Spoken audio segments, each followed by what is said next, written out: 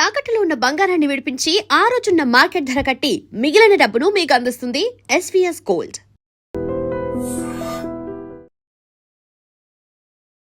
నమస్కారం, welcome to I dream. ధర్మ మార్గం విత్ విజిత కార్యక్రమానికి స్వాగతం.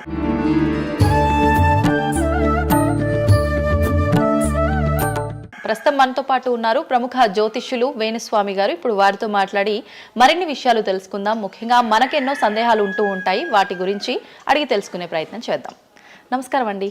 నమస్తే తల్లి. ఓం నమో వెంకటేశాయ. వెంకటాద్రి సంస్థానం బ్రహ్మాండే నాసికించిన వెంకటేశ సమోదేవో నా భూతో నా భవిష్యతి. ఇప్పటి వరకు కూడా రకరకాల విపత్తులు అయితే మనం చూసాం. గత ఉగాది మన కొత్త సంవత్సరం నుంచి కూడా ఇప్పటి వరకు చాలా విపత్తులు చూసినాం. అంటే పంచభూతాల్లో ఒక్కొక్కటి ఒక్కొక్క ప్రళయంగా, అగ్ని ద్వారా కావచ్చు, గాలి ద్వారా కావచ్చు, రకరకాలుగా. ఇప్పుడు ఈ గ్రహాల మార్పుల వల్ల ఏవో రాబోతున్నాయని, మొన్న రీసెంట్గా బ్రహ్మంగారి ఇల్లు కూలింది అని, అంటే ఎక్కడ ఏ మూలన ఏం జరిగినా కూడా దాన్ని ప్రతి ఒక్కదానికి లింక్ చేసి దానివల్ల ఏదో దుష్ప్రభావాలు రాబోతున్నాయి, దీనివల్ల ఇబ్బందులు పడబోతున్నారని చెప్పి చెప్తున్నారు. మరి ఈ 2026 మనమైతే ఉగాది నుంచి చూసుకుంటాం, కానీ ఆంగ్ల నూతన సంవత్సరం రాబోతోంది. దీని ద్వారా మనకు ఉగాది వరకు ఈ మధ్య కాలంలో ఎలా ఉండబోతోంది, గ్రహాలు రాశుల పరంగా చూసుకుంటే, పంచభూతాల పరంగా చూసుకుంటే, తర్వాత మనకి సంవత్సరం మారిన తర్వాత ఎలా ఉండబోతోంది. సో రాబోతున్నటువంటి సంవత్సరం పేరు కూడా చాలా చాలా చాలా కాంట్రవర్షియల్ నేమ్, పరాభవనామ సంవత్సరము. పరాభవము అంటే ఓటమి, అవమానముతో కూడిన ఓటమి అని అర్థం. పరాభవము దుర్యోధనుడికి మయసభలో జరిగినది పరాభవము. సో అలాంటి పరాభవము ఎవరికి జరుగుతుంది అంటే, ఎవరి జాతకంలోనైతే ఏలినాటి శని ఉందో, 6వ స్థానంలో శని ఉన్నాడో, 8వ స్థానంలో శని ఉన్నాడో, 12వ స్థానంలో గురువు ఉన్నాడో, వాళ్లకు ఈ సంవత్సరం సంచలనాలు ఉండబోతా ఉన్నాయి. అది మేషరాశి కావచ్చు, మీనరాశి కావచ్చు, సింహరాశి కావచ్చు. సో ఇలాంటి వారికి ఈ సంవత్సరం పెను సంచలనాలు ఉండేటువంటి అవకాశాలు ప్రస్ఫుటంగా కనిపిస్తూ ఉన్నాయి. సో ఇది ఓవరాల్గా సంవత్సర ఫలితము. ఇక 12 రాశులకు సంబంధించి ముందుగా మేషరాశి కనుక తీసుకున్నట్లయితే, మేషరాశికి ఈ సంవత్సరము ఏలినాటి శని నడుస్తూ ఉంది. సో ఏలినాటి శని ఒక పక్క గురువు బాగాలేడు, ఒక పక్క రాహు బాగాలేడు, ఒక పక్క కేతు బాగాలేడు. సో ఇలాంటి సందర్భంలో పెను సంచలనాలకు కారణభూతమయ్యేటువంటి అవకాశం ఉంది. సో విద్యార్థులకు ఉత్తీర్ణత శాతం తగ్గుతుంది, కోరుకున్న ప్లేస్మెంట్స్ రావు, వీసా రిజెక్ట్ అయ్యే అవకాశం ఉంది.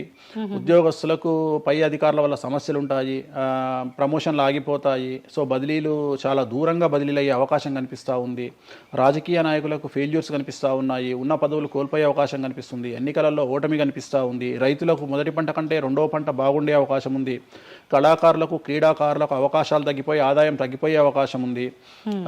స్త్రీలకు సంబంధించి భర్తల మధ్యన గొడవలు అయ్యే అవకాశం ఉంది. అలాగే వ్యాపారస్తులకు, బ్యూరోక్రాట్లకు ఈ సంవత్సరం ఏసీబీ, సిబిఐ, సిఐడి లాంటి కేసులు లేదా ఈడీ కేసులు కనిపిస్తూ ఉన్నాయి.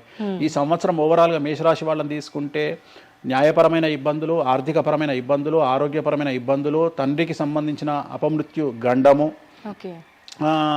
అలాగే న్యాయపరమైన చిక్కులు, వాహన ప్రమాదాలు, భార్యాభర్తల మధ్యన గొడవలు, ఇవన్నీ మేషరాశి వారికి కనిపిస్తూ ఉన్నాయి. మరి ఏం చేసుకోవాలా అంటే, తిరునల్లా శనీశ్వర ఆలయంలో ప్రత్యేకమైన శని పూజ నిర్వహించుకోవడంతో పాటు నలుపు రంగు దుస్తులకు దూరంగా ఉండడము, నలుపు చెప్పులు, నలుపు వాహనాలకు దూరంగా ఉండడము, లెదర్ వస్తువులకు దూరంగా ఉండడము, నలుపు లెదర్ వస్తువులకు దూరంగా ఉండడం వల్ల సమస్యల నుండి గట్టెక్కుతారు. ఏడాదంతా వీటికి దూరంగా ఉండాలి.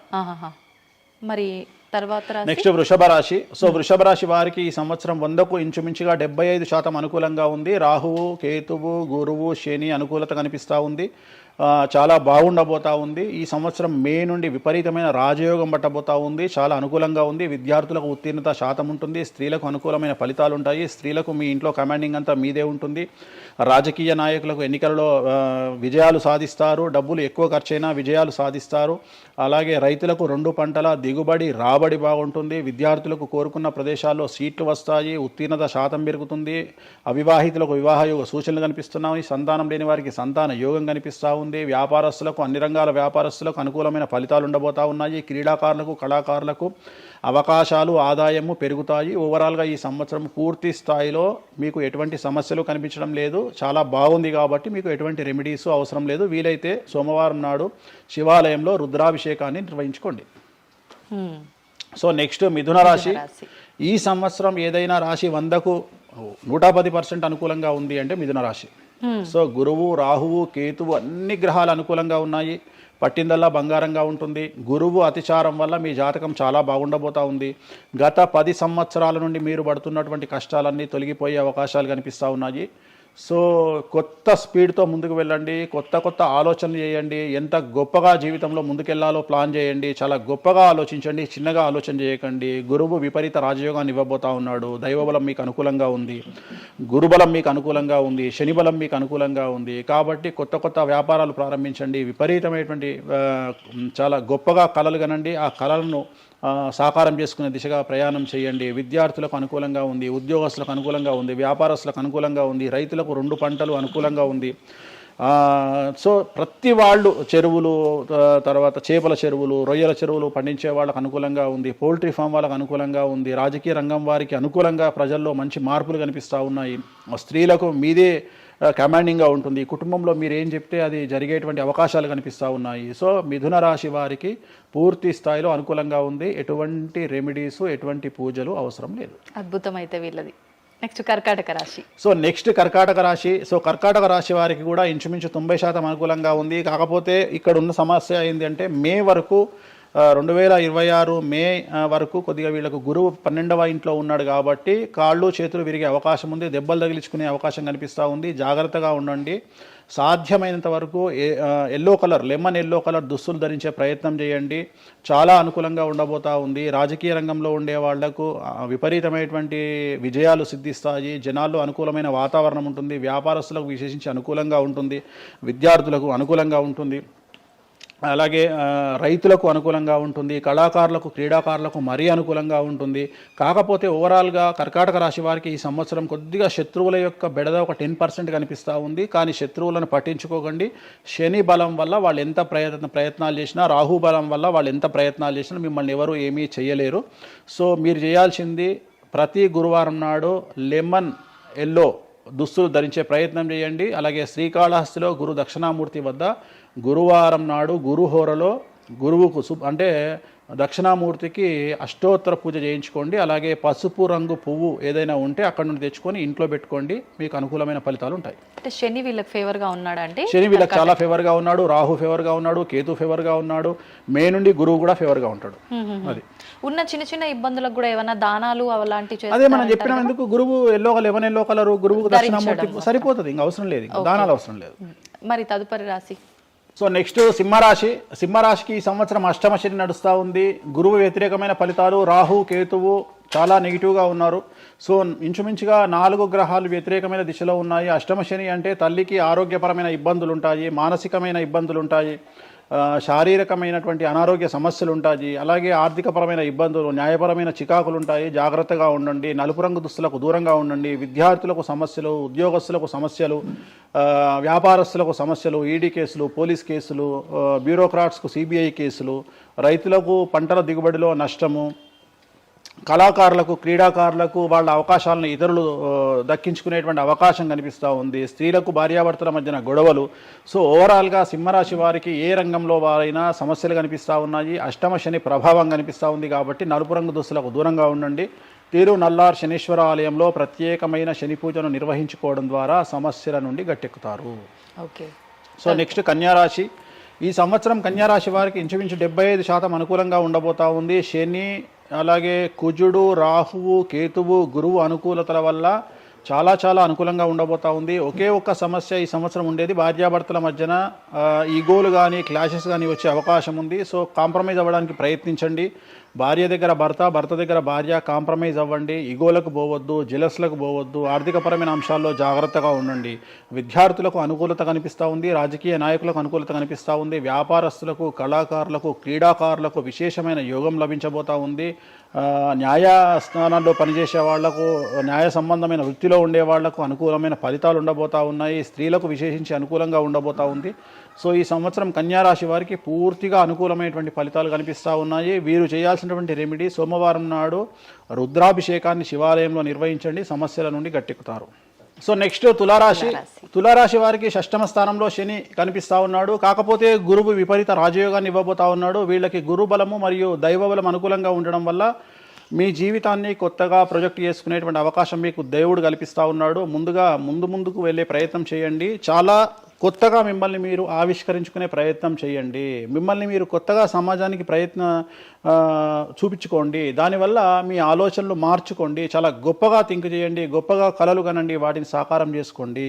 గురువు అనుకూలంగా ఉన్నాడు, కాకపోతే కుటుంబంలో పెను సంచలనం జరిగే అవకాశం కనిపిస్తూ ఉంది. 6వ స్థానము భాగ్యానికి మరియు శత్రుత్వానికి కారకుడు కాబట్టి శని వల్ల సంచలనం జరిగే అవకాశం ఉంది. విద్యార్థులు, ఉద్యోగస్తులు, వ్యాపారస్తులు, కళాకారులు, క్రీడాకారులు, రైతులు, అలాగే రాజకీయ నాయకులు ఎవరైనా సరే వాళ్ళ జీవితంలో ఏదో ఒక పెను సంచలనం జరిగే అవకాశం కనిపిస్తూ ఉంది. నలుపు రంగు దుస్తులకు దూరంగా ఉండండి. తిరునల్లార్ శనీశ్వర ఆలయంలో ప్రత్యేకమైన శని పూజ నిర్వహించడం ద్వారా సమస్యల నుండి బయటపడతారు. నెక్స్ట్ వృశ్చిక రాశి వారికి అర్ధాష్టమ శని వెళ్ళిపోయింది. శని గురువులు అనుకూలంగా ఉన్నారు, రాహు కేతువులు అనుకూలంగా ఉన్నారు. కళాకారులు, క్రీడాకారులు, ఉద్యోగస్తులు, విద్యార్థులు, వ్యాపారస్తులు, రైతులు, రాజకీయ నాయకులు, స్త్రీలు, అన్ని రంగాల వారికి పూర్తిగా 100కి 100% అనుకూలంగా ఉన్నటువంటి రాశి వృశ్చిక రాశి. పూర్తి స్థాయిలో విశాఖ 4, అనురాధ 1, 2, 3, 4, జ్యేష్ఠ 1, 2, 3, 4, 9 పాదాల వారికి విశేషించి రాజయోగంగా భావించాల్సి ఉంటుంది. మే వరకు విపరీత రాజయోగం కనిపిస్తూ ఉంది. మే తదుపరి కూడా అనుకూలమైన ఫలితాలను పొందుతారు కాబట్టి వీరికి ఎటువంటి రెమెడీస్, ఎటువంటి పూజలు అవసరం లేదు. చాలా గొప్పగా కలలు కనండి, మీకున్నటువంటి కళలను సాకారం చేసుకోండి. మీకు ఎటువంటి రెమెడీస్ కూడా అవసరం లేదు.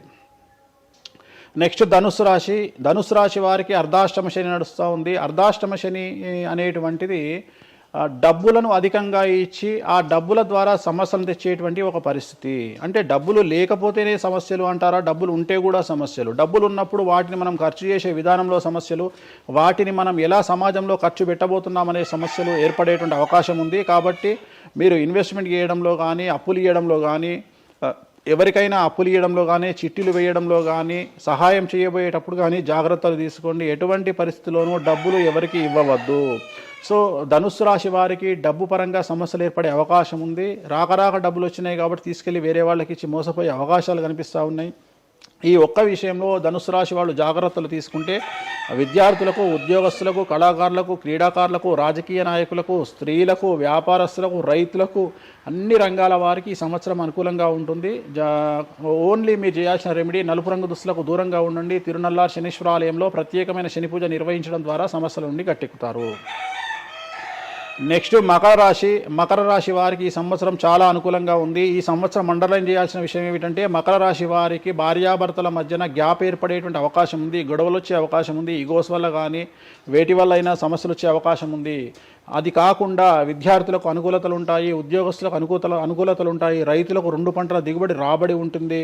అలాగే రాజకీయ నాయకులకు సమాజంలో మంచి పేరు ప్రఖ్యాతులతో పాటు పదవులు సిద్ధిస్తాయి. రైతులకు 2 పంటల దిగుబడి రాబడి ఉంటుంది. వ్యాపారస్తులకు రూపాయికి 100 రూపాయల లాభం ఉంటుంది. స్త్రీలకు కోరుకున్నటువంటి ఫలితాలు ఉంటాయి. అన్ని రంగాల వారికి అనుకూలమైన ఫలితాలు మకర రాశి వారికి ఉండబోతా ఉన్నాయి.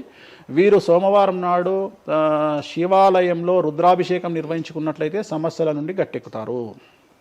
సో నెక్స్ట్ కుంభరాశి వారికి ఏలినాటి శని చివరి అంకంలో ఉంది. చాలా సమస్యలు కనిపించబోతా ఉన్నాయి. కుటుంబంలో ఎవరిని తీసుకున్నా విద్యార్థులు, ఉద్యోగస్తులు, వ్యాపారస్తులు, కళాకారులు, క్రీడాకారులు, రాజకీయ నాయకులు, స్త్రీలు, ఉద్యోగస్తులు, బ్యూరోక్రాట్లు అందరికీ సమస్యలు ఉన్నాయి. వాహన ప్రమాదాలు, పోలీస్ కేసులు, కోర్టు కేసులు, ఆరోగ్యపరమైన ఇబ్బందులు, మానసికమైన ఇబ్బందులు, స్త్రీలకైతే థైరాయిడ్ సమస్యలు, పీసీఓడి సమస్యలు, గర్భసంచికి సంబంధించిన సమస్యలు, మానసికమైన ఇబ్బందులు బాధించే అవకాశం కనిపిస్తూ ఉంది.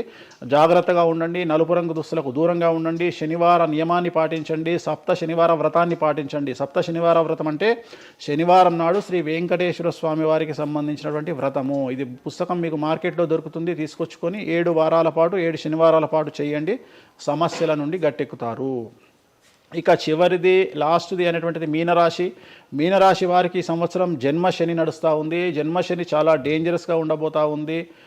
ఏ రంగంలో ఉండే వారికైనా ఈ సంవత్సరం సమస్యలు తప్పవు. ఆర్థికంగా, సామాజికంగా, న్యాయపరంగా, ఆరోగ్యపరంగా, వాహన ప్రమాదాలు అవ్వచ్చు, ఆర్థికపరమైన నష్టాలు అవ్వచ్చు, పోలీస్ కేసులు అవ్వచ్చు, ఇంట్లో తల్లిదండ్రులు ఒకళ్లకు ప్రాణగండాలు అవ్వచ్చు, భార్యాభర్తల మధ్యన గొడవలు అవ్వచ్చు. మరీ ముఖ్యంగా ఈ సంవత్సరం మీనరాశి జాతకులు ఉండేటువంటి ఇళ్లలో మగవాళ్లకు సంపాదన లేకుండా ఖాళీగా ఉండడం వల్ల ఆడవాళ్ళు మాత్రమే సంపాదించి ఆడవాళ్ళ ఉద్యోగంతో డబ్బులు సంపాదించి ఆడవాళ్ళ అంటే భార్యల మీదనో ఆడవాళ్ళ కూతుళ్ళ మీదనో తల్లి మీదనో బ్రతికేటువంటి పరిస్థితి మగవాళ్ళకు ఉండే అవకాశం ఉంది. కాబట్టి ఈగోలను చంపుకోండి.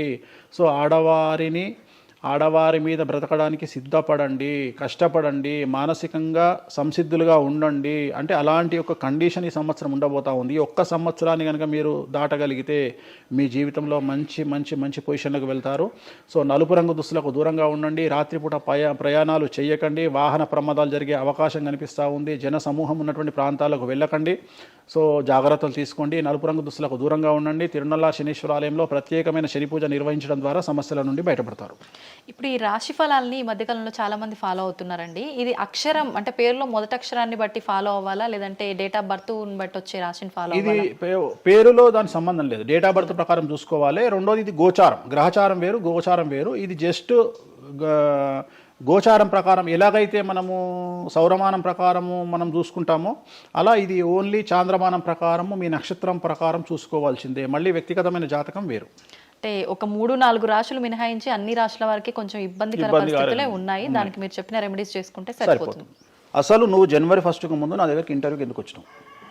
ఎందుకు రావద్దు? ఉగాది కదా నువ్వు రావాలి. ఉగాదిది సపరేట్, అప్పుడు కొత్త పంచాంగం దృష్ట్యా ఇది సపరేట్. క్వశ్చన్ లేదు. ఎందుకని? తప్పు. దీనికి ఆన్సర్ చెప్పినాకనే ముందరకు పోవాలి మనం. ఉగాది 2026 మార్చి 19 నాడు శ్రీ పరాభవన సంవత్సరం వస్తుంది. దానికి కదా మనం పంచాంగం తీసుకోవాలి. నేను ఎందుకు ముందుగా వచ్చానంటే నేను దానికి ఆన్సర్ చెప్తా. మీరు ఎట్లాగో బిజీ పూజల్లో, మళ్ళీ నాకు అవకాశం దొరుకుతుందో లేదో తెలియదు. కాదు కాంపిటీషన్ జీవితములో నిన్ను నువ్వు నిలబెట్టుకోవడానికి కొత్తదనాన్ని ఎంచుకొని నిన్ను నమ్ముకున్నటువంటి ఓనర్కు నీ పూర్తి కర్త కర్మ క్రియ నీ రిజల్ట్ను ఇవ్వడానికి నువ్వు చేస్తున్నటువంటి ఒక ప్రయత్నం, నిన్ను నువ్వు జనాల్లో కొత్తగా ప్రొజెక్ట్ చేసుకోవడానికి చేస్తున్నటువంటి ప్రయత్నం. అదే ప్రయత్నం వేణుస్వామి చేసిండు కామాఖ్య విషయంలో. అమ్మా హిట్లు వచ్చారా?